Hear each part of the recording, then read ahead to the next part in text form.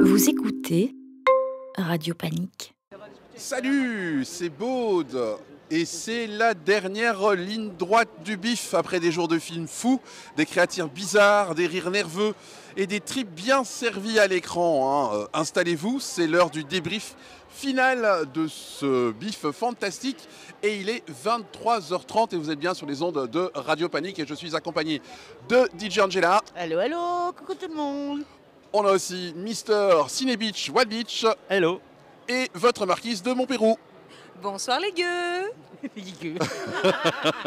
J'adore. Alors j'espère que ce bif vous a plu, mais tiens j'ai envie de vous poser cette petite question. Qu'est-ce qui selon vous fait la magie du bif? L'ambiance et les références, les petites, les coutumes du bif. Oui, c'est toujours le même principe avec un décorum très particulier, souvent une bonne idée, comme là le salon c'est nouveau, c'est bien installé, et toujours les animations qui se promènent pendant le festival. T'as un zombie qui te croise, qui vient un peu se mettre près de toi, et, enfin, ce genre d'ambiance là c'est typiquement bif, je trouve. Et pour vous Marquise, ce premier bif? Eh bien, pour moi, ce qui fait vraiment la magie du bif, c'est le fait d'avoir le droit de faire des commentaires devant les films. Alors, cette semaine, sur cette semaine, ça a été quoi votre moment préféré du bif là? Cette semaine Sur les 2 semaines, pardon. Ah, sur les 2 semaines moi je dirais les interviews, quand même. Les interviews? Ben, moi je dois dire c'est les films, en général j'ai vraiment vu de très très bons films coréens par exemple, il y en a eu d'autres mais sur 4 que j'ai dû voir, il y en a 3 qui sont exceptionnels. Enfin, c'est un très très très bon lot cette année, je pense qu'il y a de très bons films qui ont été présentés. Et pour un festival du film fantastique, des bons films, ça peut quand même, c'est pas mal. Ça fait plaisir quand même, hein. Oui, Ça fait franchement, plaisir quand c'était de qualité, vraiment de qualité. Et vous Marquise?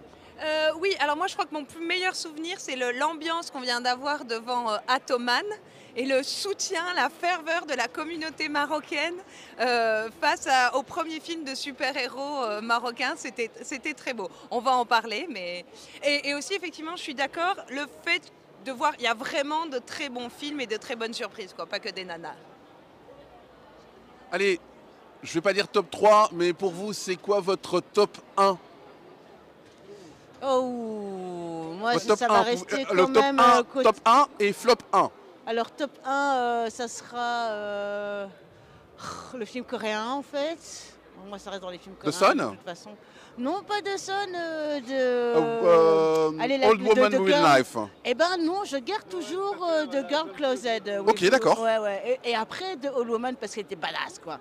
Et le top flop, The Crib, je trouve que allez, c'était pas jugé à sa bonne valeur. Alors le top, je pense personnellement c'était The Old Woman, mais j'ai eu beaucoup d'affection pour The Sun qui m'a touché profondément et que j'ai vraiment trouvé un grand film. Et le flop c'est Control Room parce que c'est un navet sans nom.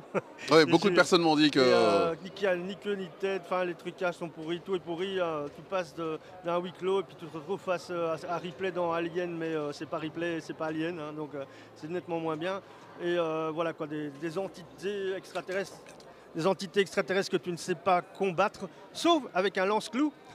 Parce que les clous passent à travers le plasma sans doute ou un truc dans le genre, enfin que des aberrants. En fait, si ça avait été fait pour être drôle, oui, mais si ça se prend en sérieux, ça marche pas.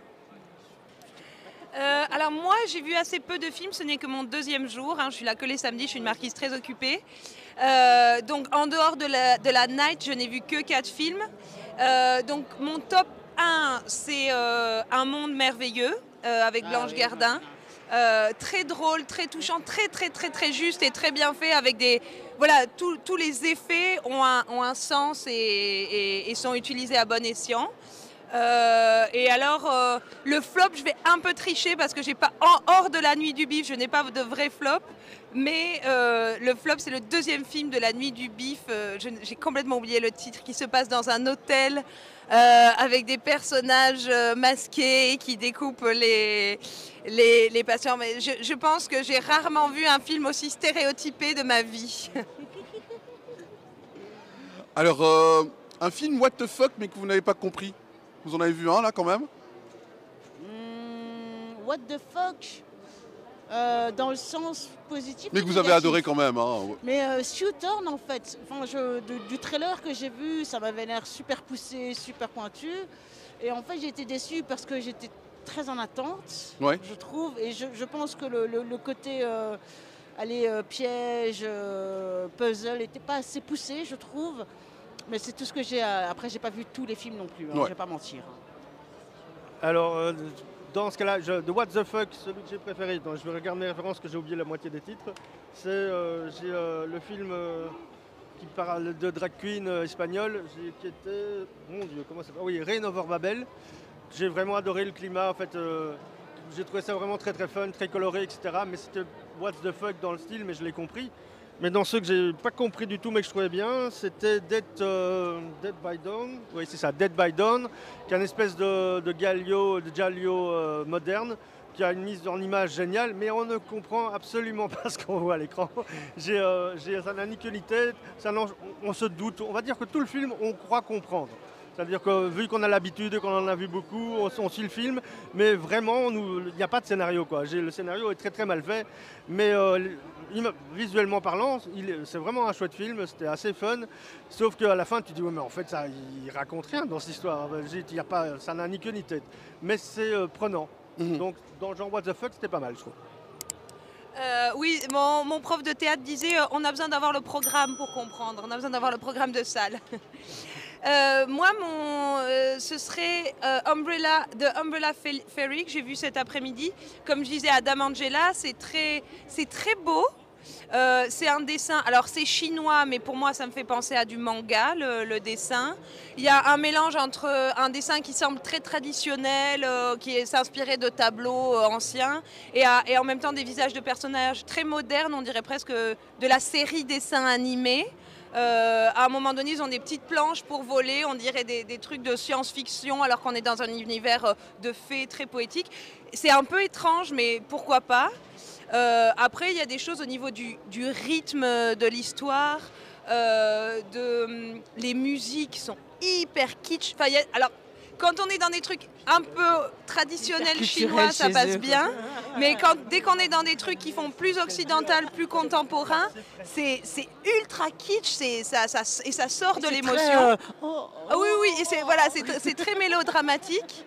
La fin est hyper mélo. En plus, j'avais une spectatrice qui était apparemment très prise dans l'histoire et qui pleurait toutes les larmes de son corps. Et donc moi, ça m'a encore plus sorti parce que vraiment, j'étais là, non mais c'est du gros mélo quand même.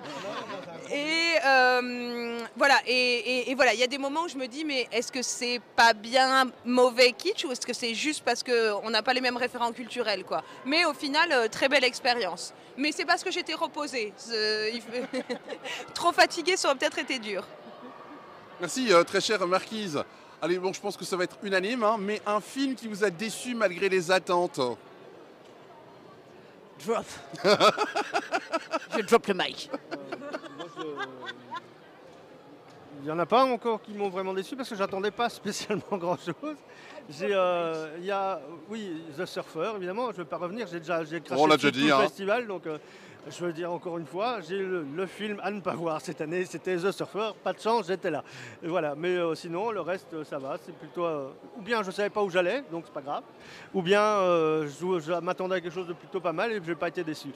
À part The Surfer qui va me faire monter les poils pendant encore un bon bout de temps, mais sinon tout le reste ça va. Et pour vous, Marquise? Moi, j'ai été agréablement surprise par à peu près tout, en fait. Même ce qui n'était pas très bien. Mais on va peut-être parler d'Atoman, je ne sais pas, mais effectivement. Atoman, je ne m'attendais pas à grand-chose. Et donc, par rapport à ce à quoi je m'attendais, même ça, je suis plutôt agréablement surprise. Donc, voilà. Mais comme c'est votre premier bif, Marquise, comment vous décririez le public du bif en tant que première bif? En tant que premier bif? Premier bif. Bah, c'est des gros geeks, hein. Ils ont toutes les références, ils savent tout ce qu'il faut faire par cœur. Ils sont à fond dedans. Dire comme vous avez fait tout le bif tous les jours depuis le début. Et alors, ce qui est très amusant, c'est quand il y a des gens qui arrivent dans la salle qui ne sont pas des biffeurs ou des biffeuses, ils sont stressés, ils ont peur, ils disent « Est-ce que ça va bien se passer ?» Oui, il y a eu quelques traumatismes. Il y a eu quelques traumatismes. Mais moi, je trouve que c'est quelque chose qu'il faut aussi soulever ici au BIF, c'est que voilà, il y a eu quelques soucis, des tracas et des dramas. Oui, l'année Mais dernière. Hein. ils ont quand même, ils ont retenu la leçon, ils ont réagi, ils ont créé des équipes, ils ont fait des choses, ils ont fait de la communication. Moi, je leur dis franchement bravo pour ça, parce que dans certains où il leur arrive des trucs et ils ont toujours pas compris, quoi. Et je dois dire que j'étais assez épaté de voir le public du BIF respecter les nouvelles consignes. Visiblement, c'est un festival que les gens aiment et ils ont voulu préserver le festival. L'année passée, le malentendu qui a créé le film, dont tout le monde a parlé, a laissé une des traces parce que je pense que c'était pas l'esprit, c'était pas la volonté de faire mal, c'était simplement l'esprit du BIF. Mais tout doit évoluer. Ils ont fait évoluer le BIF, ils ont proposé le fameux Scare Team. Les biffeurs sont toujours occupés à blaguer dessus pendant la diffusion, mais en attendant, si tu écoutes bien, chaque fois où tu aurais pu entendre un propos sexiste ou autre qu'on aurait entendu habituellement, on sent un grand silence, presque un malaise, parce que tu sens que les gens ont encore envie, mais ils ne le font pas. Je trouve ça justement encore plus respectueux, parce que si tu as envie, tu ne le fais pas. Donc, je trouve que les biffeurs se sont bien adaptés, ils comprennent bien que les mœurs ont évolué, et il reste quelque chose du BIF d'avant, parce qu'il y a toujours le délire dans la salle et il y a toujours des commentaires complètement loufoques qui apparaissent, mais ils ont bien fait attention que ce ne soit pas mal ciblé, quoi. Oui, et alors comme c'est mon premier BIF, je ne peux pas dire, mais j'ai l'impression que c'est effectivement l'évolution des mentalités a été vraiment intégrée aux pratiques du BIF. Par exemple, il y avait des moments très sexistes dans Atoman. Et il y a un plaisir. En fait, c'est les spectateurs qui, par rapport au film, disent pas bien. Et il y a une jouissance à dire pas bien. Et ça devient le plaisir, quoi. Alors, je crois que j'ai dit, hein, qu'est-ce qui fait la magie du BIF, hein. Ouais, Ce qui n'a pas changé, par contre, c'est que dès qu'il y a une tête qui gicle, tout le monde applaudit. Hein. Ça n'a pas changé, hein. Je vous rassure. L'esprit du BIF est bien là. Ouais, c'est vrai que dans ces 2 semaines, je ne vous ai pas demandé, ça a été quoi votre moment préféré de ce BIF dans ces 2 semaines?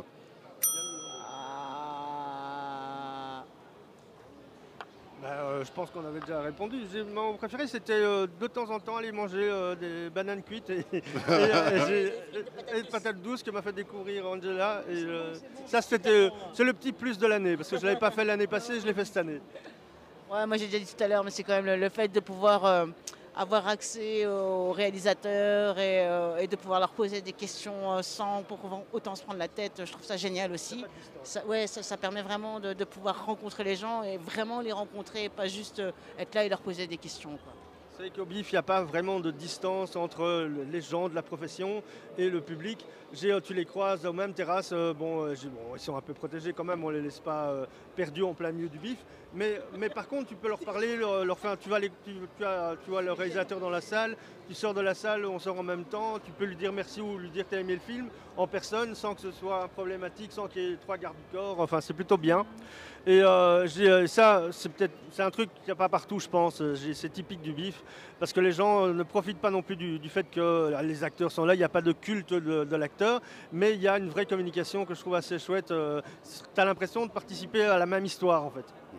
Bah merci, en tout cas, pour ton petit récit. Bon, ceci dit, qu'est-ce que j'allais encore dire? On n'a pas encore fini, hein, mais est-ce que, selon vous, il y aura un film qui aurait mérité plus d'applaudissements que d'autres?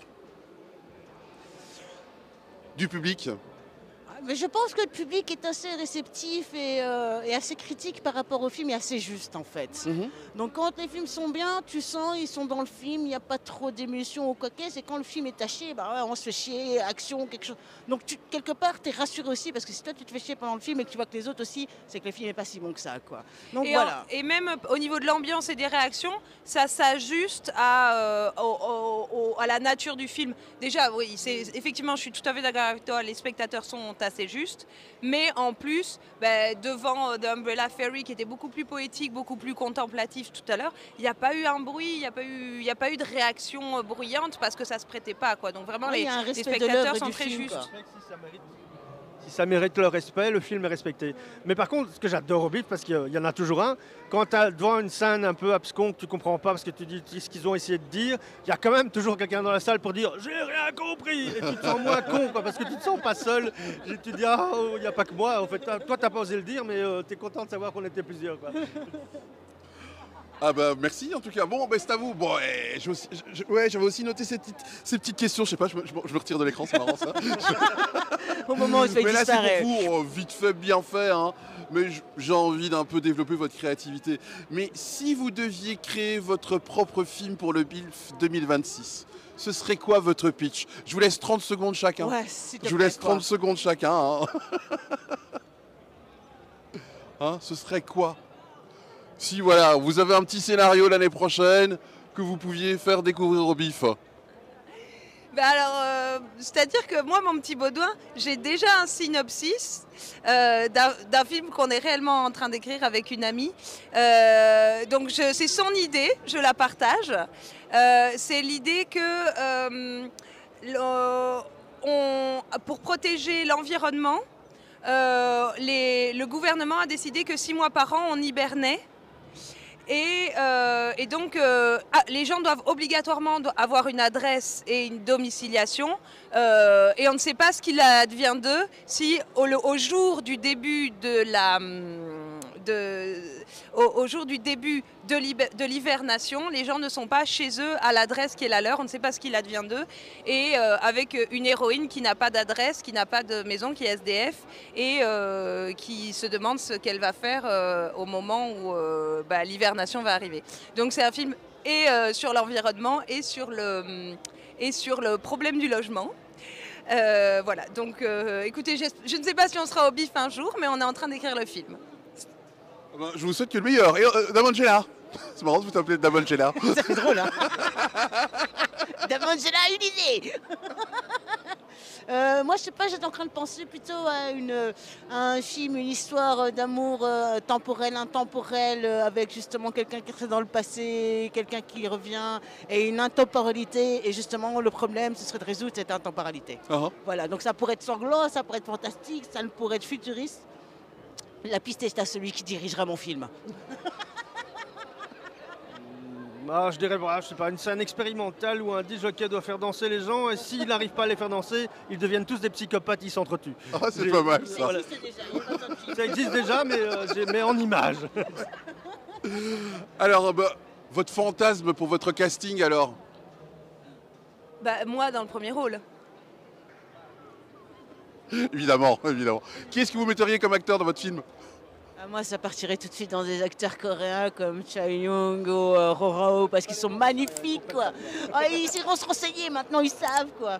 Oui, non, moi je reste attaché à la Corée, je suis désolé, c'est plus fort que moi.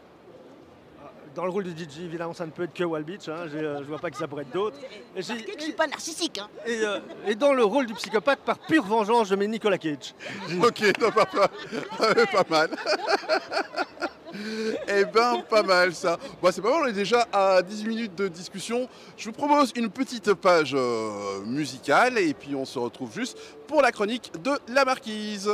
Vous écoutez Radio Panique.